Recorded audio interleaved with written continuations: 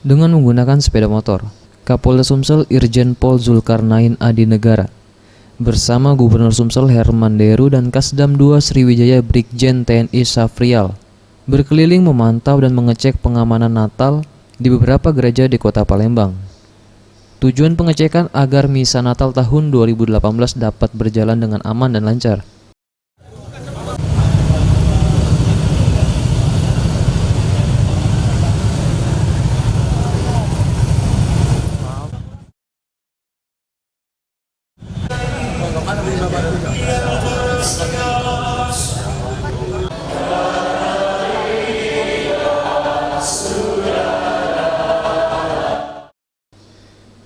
Menurut Kapolda Sumsel Irjen Pol Zulkarnain Adinegara, setidaknya ada 1.000 lebih pasukan dikerahkan, baik dari Polda dan Polresta, Kodam dan Korem, untuk pengamanan semua gereja yang ada di Kota Palembang.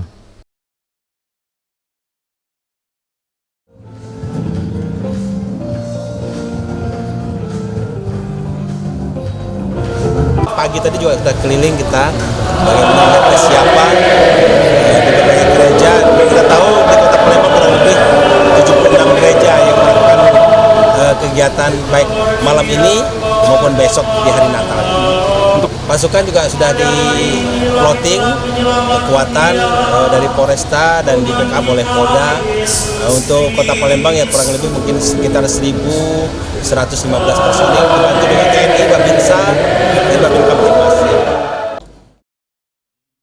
Selanjutnya Gubernur Sumsel Herman Deru yang ditemui di sela memantau pengamanan Natal mengungkapkan, kerukunan beragama di Sumsel sangat baik, solid, dan kondusif.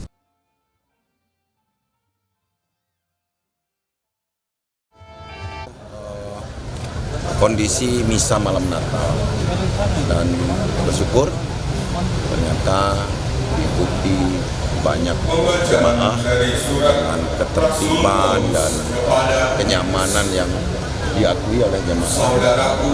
Aparat sangat atensi ini sehingga semua berjalan tertib, mulai dari lalu lintas sampai keamanan.